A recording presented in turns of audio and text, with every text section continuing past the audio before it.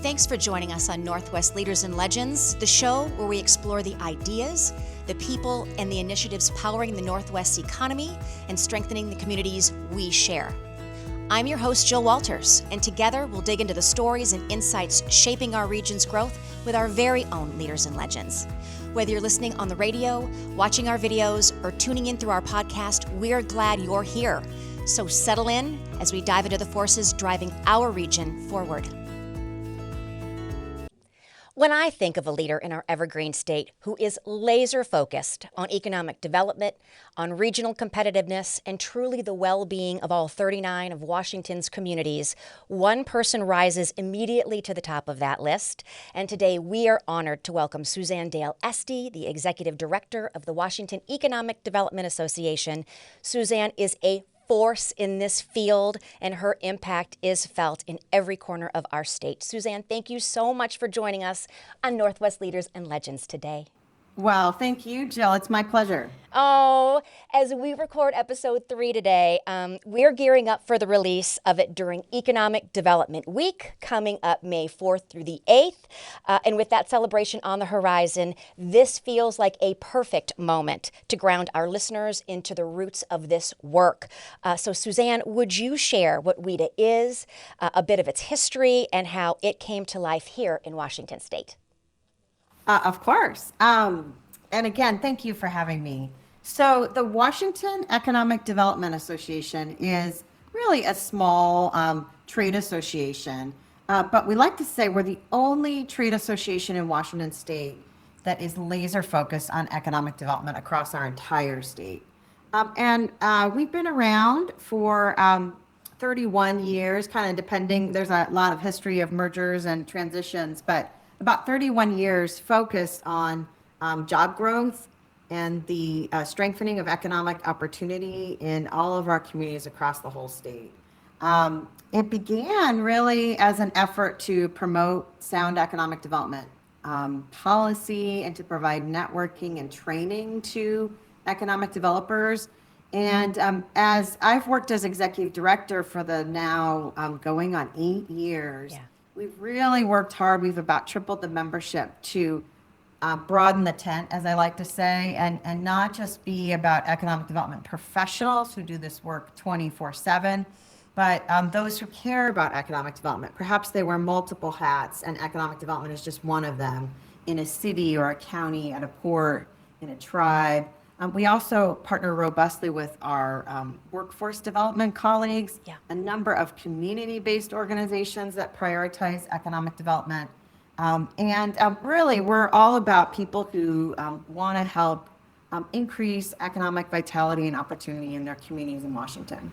Well, I know that you yourself wear multiple hats in this executive director role. So can you walk us through your role a little bit more and tell us about the organization's mission and its vision? Of course. So, an economic developer of a nonprofit, what don't you do, really?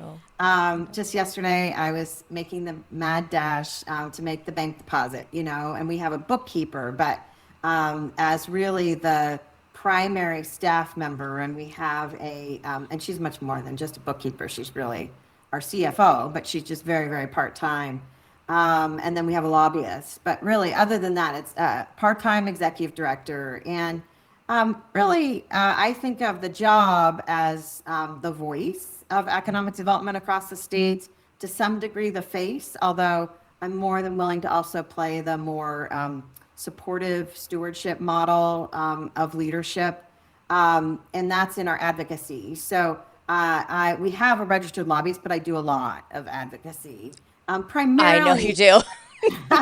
primarily in the state legislature, but also with other policymakers at the regional and local levels. And then really a support role of providing professional development, training, a place of support for these professionals that are asked to go grow jobs in an environment where there's all these macro forces at play. And sometimes they just need a listening ear, a place to find new ideas, a place to commiserate, a place to pose a question about a vendor search.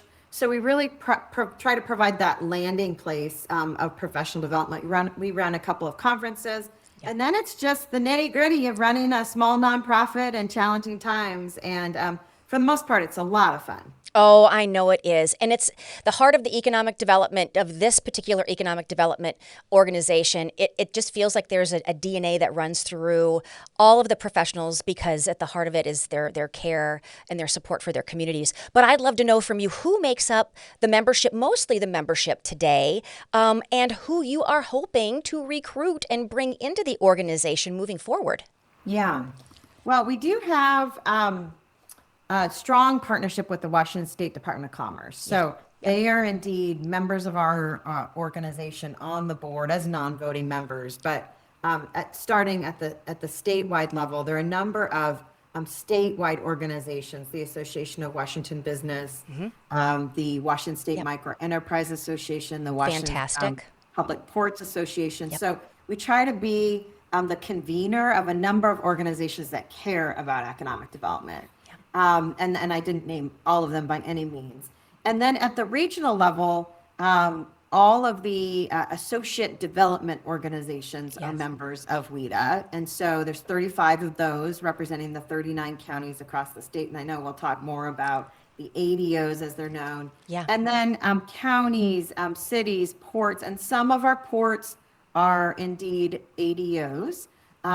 We have a number of chambers of commerce that are members, tribes, a few business organizations, and then again, community-based organizations, and just folks, workforce development professionals, higher education folks that prioritize this work of recognizing that with economic opportunity comes vitality for communities. When we think about those practitioners of economic development and why they are so important to communities, tell us about the people behind the work and what they're working on day to day. Yeah. Well, first of all, I like to remind people because they don't always understand. They think because they read the newspaper and they see that Starbucks is shifting some jobs to Tennessee that they are indeed experts in this work. And I like to remind people that it is indeed a science, that there are strategies and tactics and proven best practices to this work. There are people who are credentialed in real estate development, in entrepreneurship. And so the kind of the traditional forms of economic development are business, retention, and expansion, and then recruitment. So you'll hear a lot about BRE. And recruitment, but there's so much more to it. Fostering on entrepreneurship, being catalysts and conveners, I like to say, building alignment in strategies, because again, there's lots of people and lots of perspectives about our employers and how they should be supported and valued, and our workers and how they should be treated. So in fact, we do have some union members of WEDA as well, and of some of our economic development organizations. So it's, again, a big tent, and what the economic developers who are practitioners do every day varies. And that's part of the fun of it, better busy than bored. And Always. They could go from a meeting about a permit challenge for a restaurant and be bringing in the fire inspectors, and then shift to a big meeting about a recruitment project of a major clean energy company. So it really varies. It's not always easy, but it's very, very fulfilling. I cannot agree more with that. And I'd love to know from your perspective how that work translates into real financial impact for our communities. If we do this work well, it truly builds revenue in local, regional, and state economies. And in fact, the economic development councils who are on contract with the state, we like to say they're the ground game, and they're also known as ADOs, the ground game for the Commerce Department. They're measured on a quarterly basis for how many jobs they created or saved, and what another term of art is CapEx. What was the capital expenditure of a company that came and grew, or perhaps was here and grew? And those investments result in revenue for cities and counties in the state that can then be reinvested into parks and public safety and education. So It's really a holistic circle, and it It is. starts at prioritizing our employers and making sure we're a great place to do business. You know, so often if I am asked about what do you do for a living? And I talk to them about, I am passionate about economic development. And so often they say, what is that? And, and we have sometimes a hard time articulating exactly the impact that practitioners who are working in this space do on a day-to-day basis, and the grants that they are backing, or the projects or childcare initiatives or growing businesses that are here and helping to create opportunities for new families, for new communities to come into our regions and our spaces. So we think about that, and it's hard to define, but what I would love to know from you is, what parts of economic development do you think don't get enough attention, and how can we do a better job of that storytelling? Because I think once people know that work, they back it so much. Yes, that's important. Yes, that's critical work for us and for the state. Thank you for the work that you're doing on behalf of all of our communities. What do you think is misunderstood about our work, and how can we do a better job?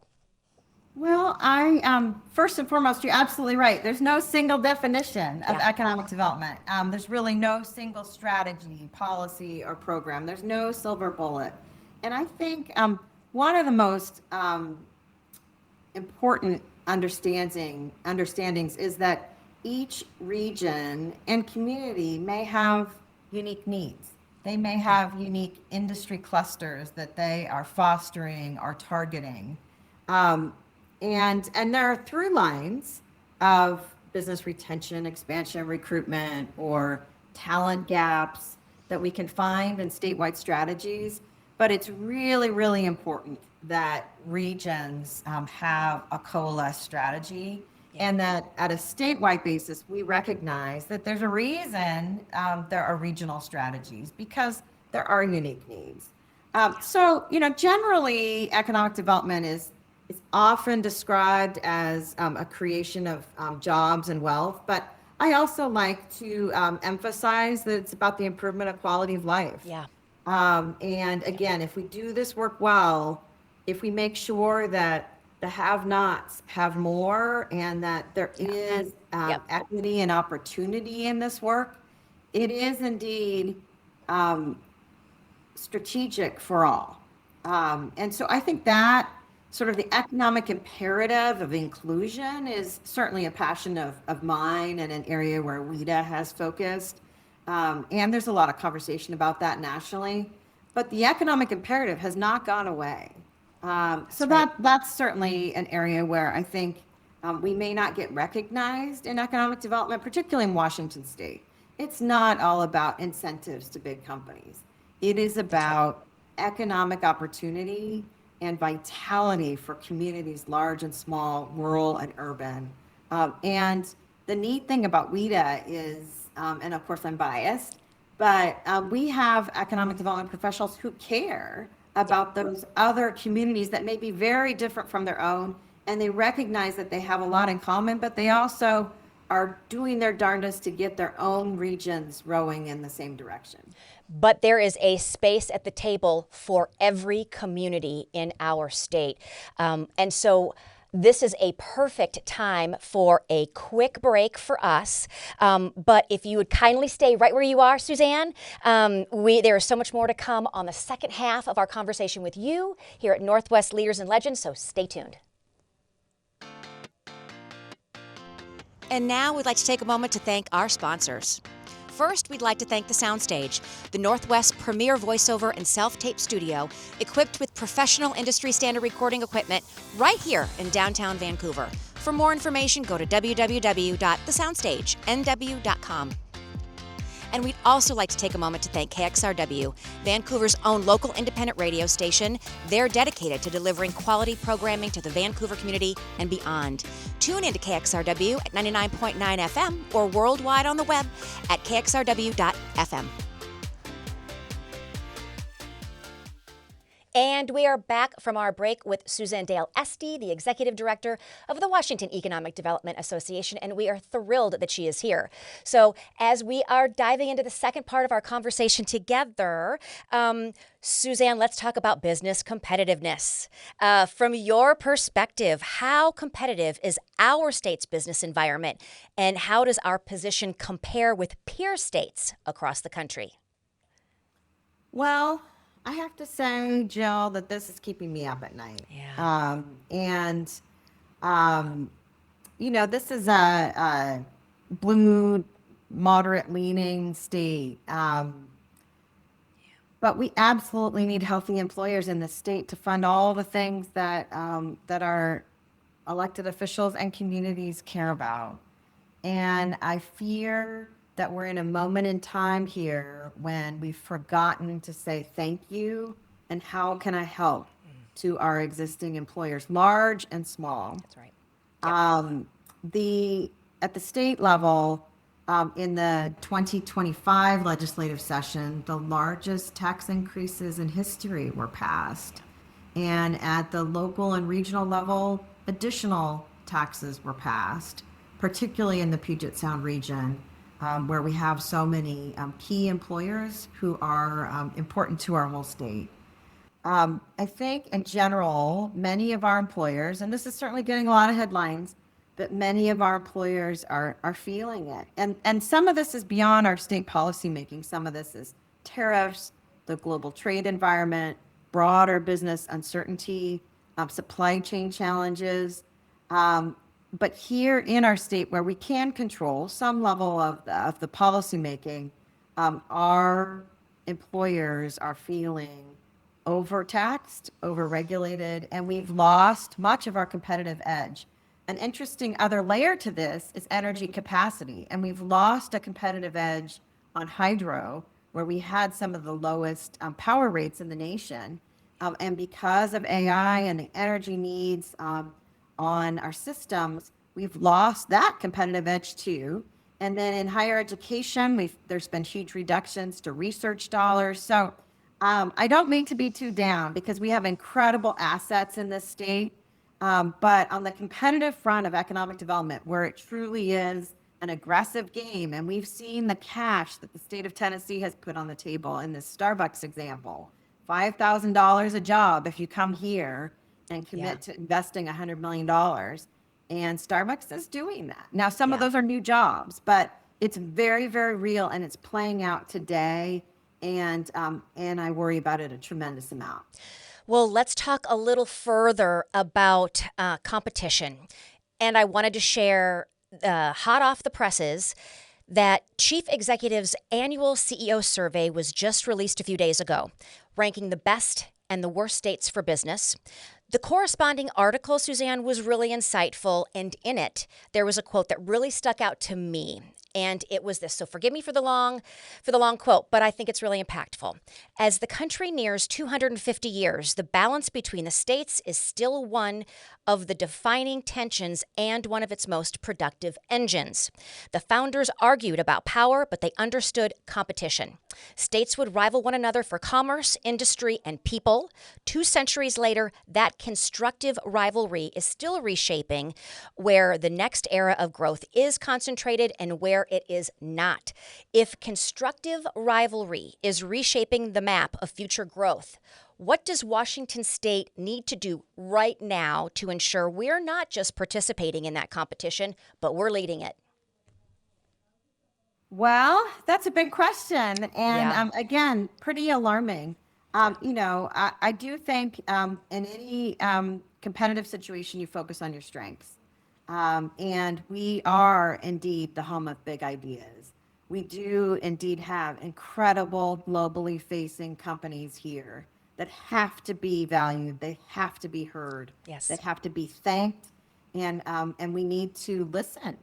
And they are screaming through organizations like the Washington Roundtable and AWB.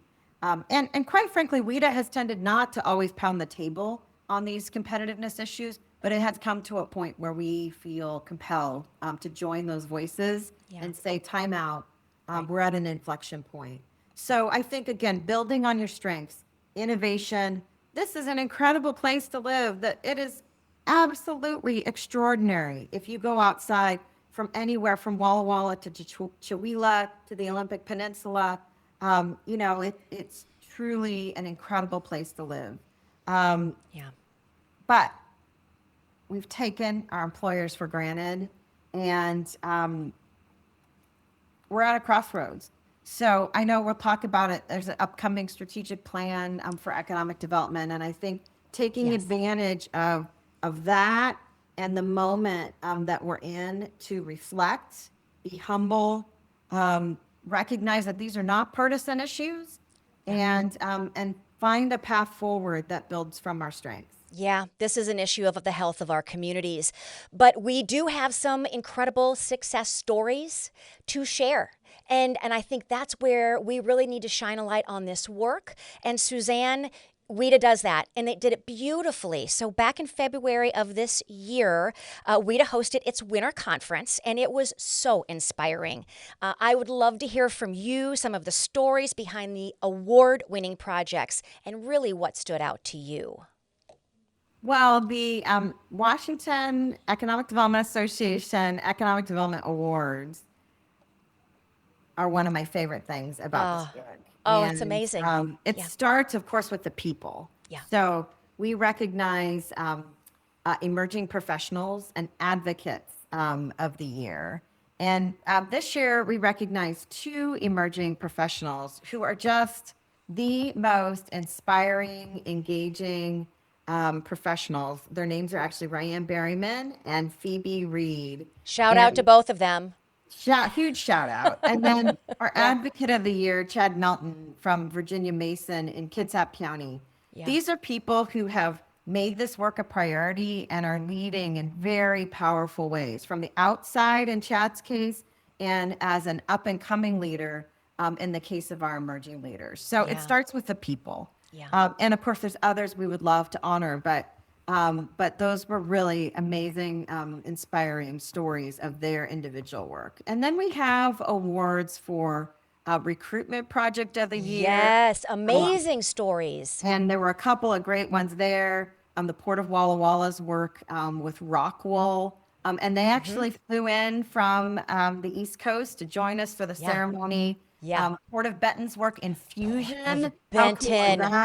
For the recruitment award. And then in retention and expansion, there was a really cool project with Portal Space Systems. So this is where home of big ideas. I mean, this state really is leading. Something like 40 companies were involved in the Artemis project of NASA just of late around the moon.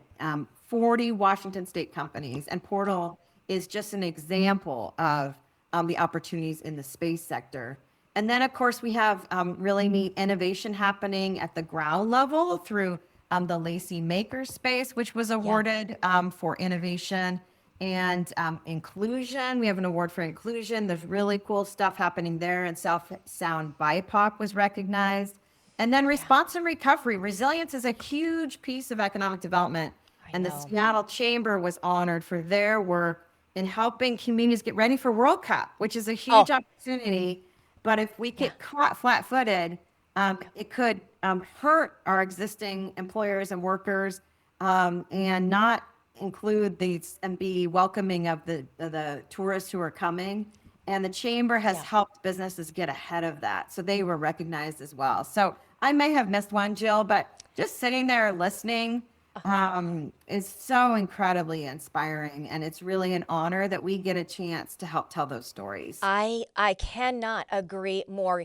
I left the WEDA conference going, this is exactly why I care so deeply, and all the same people in the room feel the same way that I do too about serving their communities and creating opportunities at every single solitary level, new business, existing business, growth, where to take some of our our ideas in the future and leverage the talent and the treasure that we have right here in our state. And that's really why we have this show too, to shine a light on all these great stories.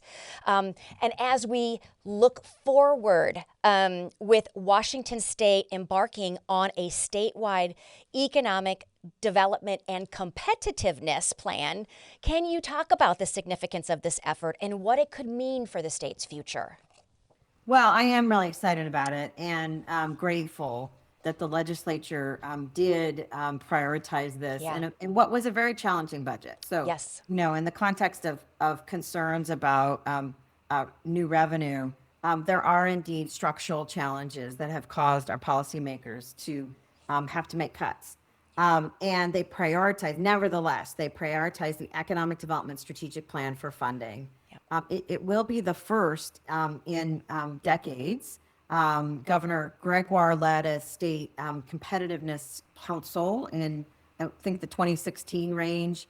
And then the lieutenant governor did what was really a business competitiveness analysis. But this will be, as you say, economic development as a science, as I like to point out, and competitiveness as a strategic plan. And the Commerce Department is leading it. They've already started, even though they haven't yet received the funds, which they'll receive after July 1st. They've already started with an inclusive process with a number of different work groups where they're collaborating and listening. It'll be data driven, and there will be checkpoints with the legislature. So we're going to finally all get on the same page, hopefully, and be accountable for practical and forward-thinking strategies to help address this inflection point, but also help us move forward together. Yeah, this is such an incredible step, and it's such a timely one. Delighted that this happened through this legislative session. And I will say, Suzanne, what a perfect conversation to lead us into Economic Development Week, again, coming up May 4th through the 8th, just around the corner. And it's a moment to celebrate the work that's happening across all of our 39 communities and leaders exactly like you. So, Suzanne, I just cannot thank you enough for joining us today on our third episode of Northwest Leaders and Legends. Thank you for all the work that you are doing, and we're just so happy and tickled that you joined us today. Well, again, I really appreciate the opportunity, appreciate your leadership, Jill, and I appreciate all those doing the work across our state. It's an honor to serve them. It is an honor to serve them. And as always, a huge thank you to our producer, Michael Sarno, for shaping every single episode of Northwest Leaders and Legends. We will be back in the next few weeks with another special guest. And until then, we're sending warm Northwest wishes to you and your communities. Thanks so much. Bye for now. Thank you. Thank you for spending a bit of your day with us today, and I hope today's show brought insight and value to you. You can find Northwest Leaders and Legends across our platforms, including YouTube, Spotify, Instagram, and on our radio at KXRW 99.9 FM. We're also on Patreon, where you can explore extended interviews with our special guests. If you enjoyed our content and want to stay connected, please take a moment to like, comment, and subscribe. Those small actions make a huge difference in helping us reach more people and strengthen our community. We'll be back soon with another special guest and meaningful conversations about the people and ideas shaping the Northwest economy. And until then,